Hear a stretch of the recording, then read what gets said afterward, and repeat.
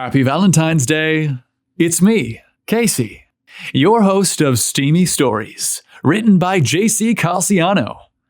Today's episode is our lovely gift to you. It's a special Valentine's edition of Steamy Stories, and it's titled eCUPID 2.0. Fans of our films may remember that at the end of the movie eCUPID, Jimmy Poppensmits is left at a cafe alone, unlucky in love. Well, we feel like everyone deserves a happy ending. And it's for that reason we've continued the story from the movie eCUPID in this special Steamy podcast episode. Enjoy.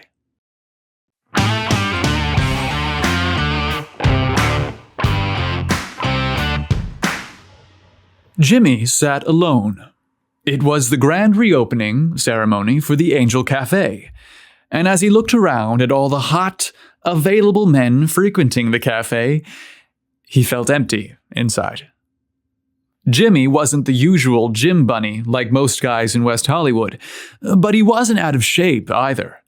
He was in his late 20s and attractive, with a warm, caring heart and a keen sense of humor. Jimmy was dad-bod adorable.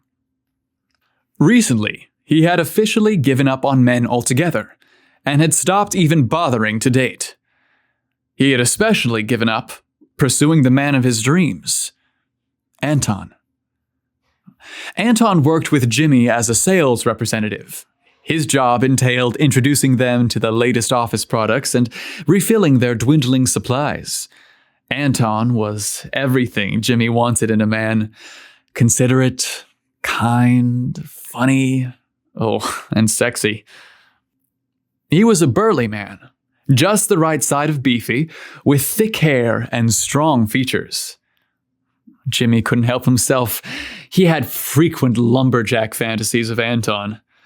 Jimmy longed to see him in tight jeans and a plaid button-down shirt, with an axe in his hand, chopping lumber in the backyard of their cabin in the woods. Oh, well. But now Jimmy sat alone in the cafe, watching people meet, greet, and romance each other. He was indeed lonely as he quietly asked the universe for someone to love. The words barely formed in his head before his phone made a mysterious chiming sound, with the bold words asking, "Looking for love?" An app offering romantic assistance, called eCUPID, was requesting Jimmy's permission to help with his quest for a man. Why not? I've tried everything else. Just another silly app to play with. Jimmy agreed to the terms and conditions of the program, without adequately reading them, as he prepared himself to leave. Best to get home and settle in for the night. Relax. No one here is interested in me. Love's not in my future. Well, not today, at least. Quickly arriving home, a large white truck with the words "Divinity Delivery" had delivered a bounty of boxes at his front door. Is that for me? I know I didn't order anything. A delivery person was nowhere in sight, and before he even turned around, the truck had left without a trace. Jimmy no sooner brought the boxes inside when his phone sprang to life. It was the app he had just downloaded speaking to him. A sweet female voice asserted, "Clothes make the man. Dress the part, and success will find you." Jimmy was shocked at the notification, not to mention that all the boxes contained beautiful, tailor-made clothes that fit him perfectly. His wardrobe just went from 0 to hero in seconds. Who's paying for all this? I guess I'll worry about that when the bill comes in. Jimmy was thrilled with his new look. All dressed up and nowhere to go. The thought no sooner crossed his mind when the app's voice asserted, "Your car is outside. Time to hit the town." Could it be there's an Uber waiting for me? The voice insisted, "Meter's running. Don't dawdle." Jimmy was more confused than anything, but who was he to argue with an app? A beautiful older woman was his chauffeur and welcomed him. "Let's show you a good time." Jimmy thought he'd recognized the voice, but from where? Could it be the same voice from the app? Minutes later, the car pulled up to a strange address. "Where are we? Who lives in this place? Is this the good time you promised?" The driver hopped out of the car and opened his door. "Just ring Unit 7. You'll find your answers there."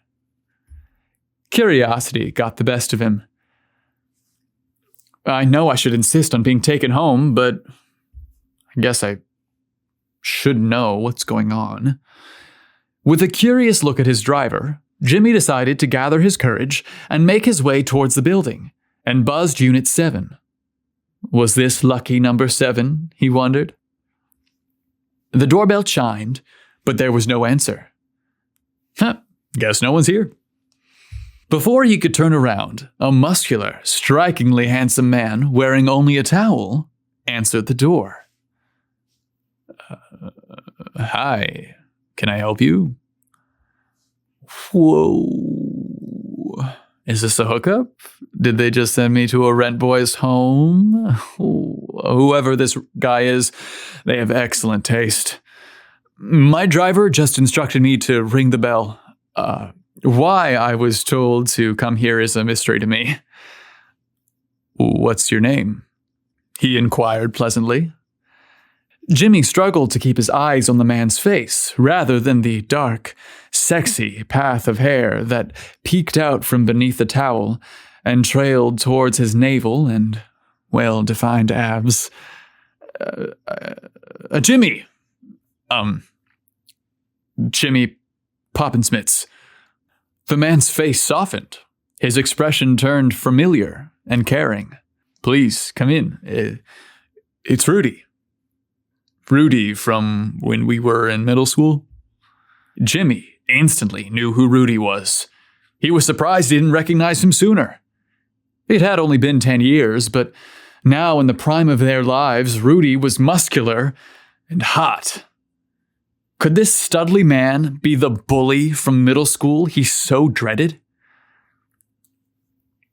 Jimmy thought about it for a minute and decided to enter and talk to him.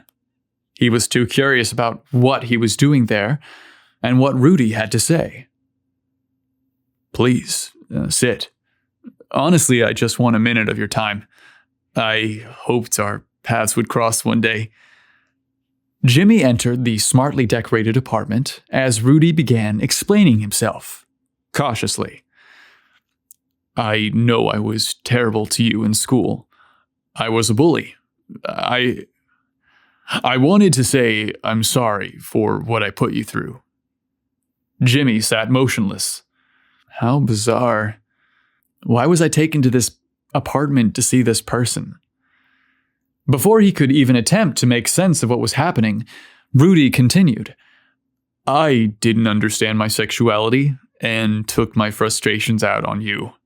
I finally grew up and met a man who helped me understand who I was, but in school, you were my first crush, and I was mad at the feelings I had for you." Jimmy looked around. Could this be a joke? Was the middle school bully coming out to him? Was he admitting that he tortured him because he was attracted to him? Jimmy's mind was now blown. He didn't speak as he looked around the apartment.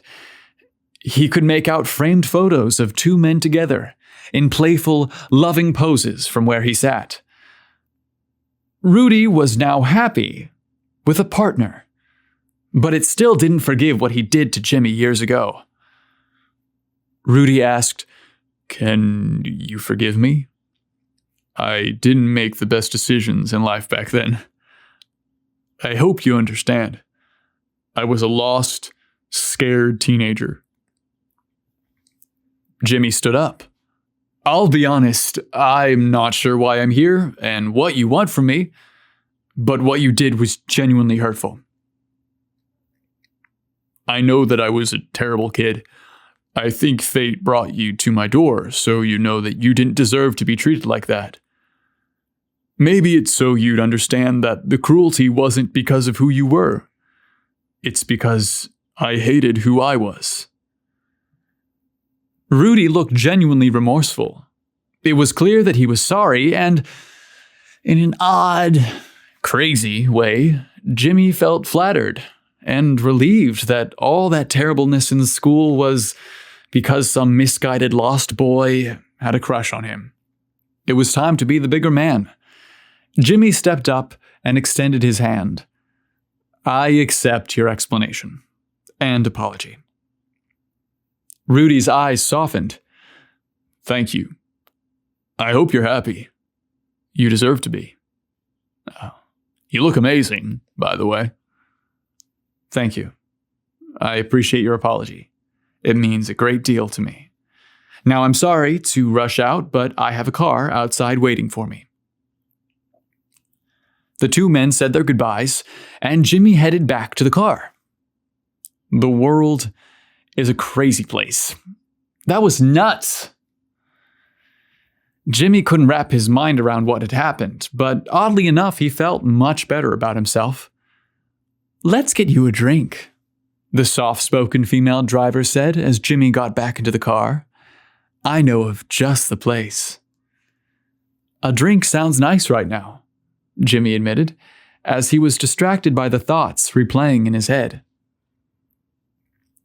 The car drove up to a bar with a line going around the block. "Here? Are you taking me to this bar? I've always wanted to check this place out, but I can never get in. Surely with that line it'll take hours before getting a drink." The driver smiled. "Just go up to the front door. The bouncer will let you in." "You're joking," Jimmy exclaimed. "Do I look like I'm joking?" She chuckled knowingly. Jimmy meekly headed to the front of the line. He was confident that he'd be turned away. All eyes jealously scrutinized him as he headed up towards the door. The bouncer received an urgent text as Jimmy approached. He looked down and read the message. His hand instantly grasped the red velvet divider and opened it for Jimmy to enter. "Have a good time," he nodded, then stepped aside for Jimmy. "Thanks, I will." Jimmy looked back to acknowledge his driver, but the car was conspicuously absent. Less than 2 minutes before arriving at the bar, a drink appeared before him. "I didn't order this," Jimmy said to the shirtless bartender, who looked like he had just stepped off of a Magic Mike show. "It's from the gentleman in the red shirt," the server explained as he looked down the bar to show him who bought him the drink. A brilliant smile accented the sparkling eyes and ruggedly handsome face, which was just the sight Jimmy was excited to see. "Anton!" he excitedly called out. "You're looking great. Love the clothes and the confident smile. So great to see you here. I hope you're celebrating a promotion. You certainly deserve it." He was always the cheerleader. "As long as Nicholas works at the firm and takes credit for my ideas, there'll be no promotion," Jimmy somberly replied, excited to see his friend and crush. Anton's eyes continued to dart up and down Jimmy's body, impressed with the new look. "I'm guessing you're looking so fine because you're here to meet someone. Perhaps a date?" As evident as it was, Jimmy couldn't fathom that Anton was flirting with him. He laughed, quickly dismissing the compliment. "Nope, I just popped in for a quick drink on the way home." Anton wasn't sure what to say. "Well, I don't want to keep you. I guess I'll see you on Monday. I've got an appointment with Nicholas to go through your inventory and restock your supplies. I'll stop by and say hello when I get there." Anton smiled as he slipped into the crowd of eligible men and disappeared. "I guess Anton left because he had plans with someone else," Jimmy thought to himself. Jimmy watched as Anton blended back into the crowd. He knew he was just kidding himself, as if the thought of having such a sweet, sexy man as a boyfriend was even a possibility. Jimmy raised his phone to call an Uber. Without pressing a button, the eCUPID app indicated that a car was out front, ready and waiting for him. Without questioning it, Jimmy made his way to the car and home. It was a long, crazy day, and he was grateful that tomorrow he'd be at work. A familiar place. Too many surprises today. Best to get back to the usual grind. Jimmy slept like a baby that night, but the morning proved quite different. A friendly and now familiar female voice woke him up when his phone politely but firmly instructed, "Time to get up. It's a half hour earlier than usual, but I've got something special in store for you." Was this app serious? Was it taking over his life? For a minute, he thought yesterday was all a dream. But before he could ask any more questions, the voice surprised him. "I've turned on your coffee maker for you. Happy Valentine's Day." Valentine's Day? Who knew? Who cares? It's just another day for me. When Jimmy arrived at work, his co-workers greeted him with hearty pats on the back, smiles, and congratulatory handshakes. Did I miss something? What's happening? Anton hurried out of the commissary and handed Jimmy a hot cup of coffee. "Looks like karma finally caught up with Nicholas. Somehow the big boss realized that all your designs and work were yours and not his." "Really? Who? How?" Everyone was baffled. Anton explained, "No one's sure what the story is. Something showed up in the boss's email this morning and revealed Nicholas to be the fraud that he is." Anton smiled at him as he excused himself, rushing into his next meeting. Jimmy sat at his cubicle, sipping his coffee and wondering what was next for him today, when a dozen flowers arrived at his desk. Who are those from? Jimmy thought. He was astonished. His phone lit up with a message and a familiar female voice saying, "These are not for you. They're from you. You'll understand why within the hour." Weird, weird, weird. This program is nuts. It's way too much trouble. I'll delete it later, he decided. A voice from his phone intercom surprised him as it inquired, "Jimmy, would you please come upstairs for a quick meeting?" Jimmy knew exactly who it was. It was the big boss's secretary. Why he was being summoned was the mystery. He took another gulp of coffee and headed upstairs. "Go right in, Mr. Poppensmiths," the older, impeccably dressed secretary politely said. "He's expecting you." The boss's office was grand. Dark mahogany walls, heavy tapestry, with lush, heavy oak furniture. Jimmy had been with the company for 10 years now and had never been in this office, let alone speak with a boss one-on-one. "Sit, make yourself comfortable," the CEO of the company insisted, as he appeared seemingly out of nowhere. "I'm guessing you've heard by now that Nicholas has been let go. I'm sorry that this firm had not recognized all your terrific work all this time." Jimmy explained modestly, "Nicholas was my supervisor. My job was to report to him, and that's what I did. The credit wasn't important. What was important was my team was efficient, and our work benefited the company." The stately older man laughed heartily. "That's exactly the kind of employee I appreciate. A company man. However, Nicholas should have shared the credit. A good boss supports his employees, not promotes himself because of them. It's for that reason he's been terminated. I'm promoting you to his job. His office is yours effective immediately. I have every confidence that you'll excel in that job." Thank you, sir. I won't fail you," Jimmy promptly replied with a newfound confidence and excitement. The boss's appreciative grin told Jimmy everything he now needed to know. "Now, go enjoy your new office. You've earned it."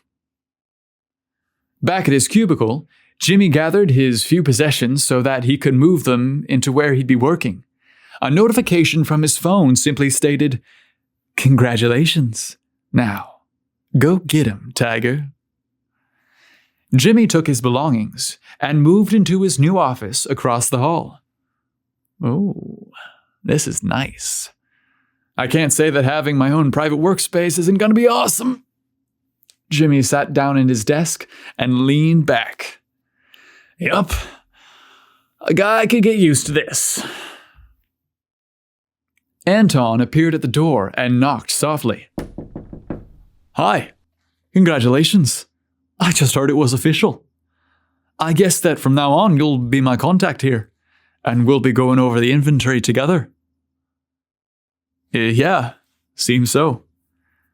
Jimmy smiled as he cleared his throat to ask Anton an important question. Before we get to business, I'd like to attend to a personal matter.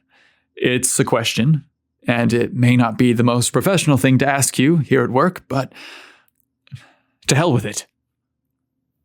Jimmy looked down and saw the flowers.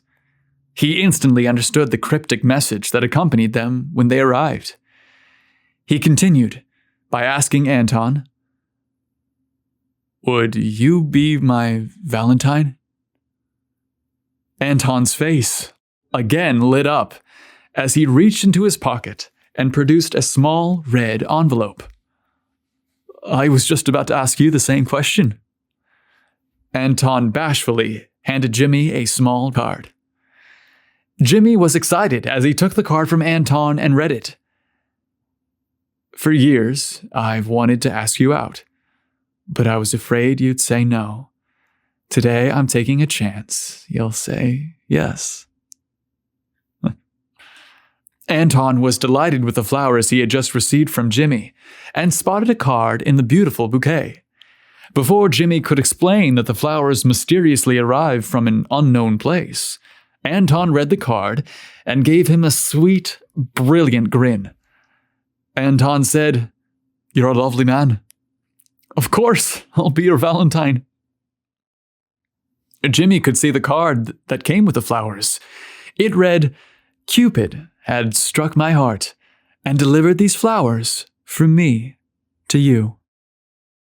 He walked over to his office door and closed it, twisting the blinds shut. The office was now private and dark. He slowly and confidently walked over to Anton and looked him deeply in the eyes. Anton desperately wanted Jimmy to kiss him, and Jimmy wasn't about to make him wait any longer. He took him in his arms and kissed him tenderly, deeply. The world disappeared around them as they pressed their bodies against each other. The two men had so desperately desired the other for so long, and now they finally were able to be with each other. They could feel the other's heartbeat as they pressed together, the sensation of their warm breath, and the taste of their sweet lips as they touched. They took their time to enjoy the caring and strong embrace. A deep gaze into each other's eyes signaled that it may be best to wait until later to go further. After all, they were at work. Jimmy asked if Anton could join him for dinner that evening at his favorite restaurant, and Anton eagerly accepted. Again, Jimmy's phone lit up. This time, for the last time. It simply stated, "Happy Valentine's Day. Love, eCUPID." With that, the app mysteriously disappeared from his phone. It had done its job. Soon, it would appear on someone else's phone and help them find their special someone. Maybe it'll show up on yours. We hope that episode put a smile on your face this Valentine's Day. If you're interested in checking out the movie eCUPID, you can find it on Amazon.com or on the website www.ecupidthemovie.com, along with our other films, books, and stories. This is Steamy Stories, written by J.C. Calciano and narrated by me, Casey.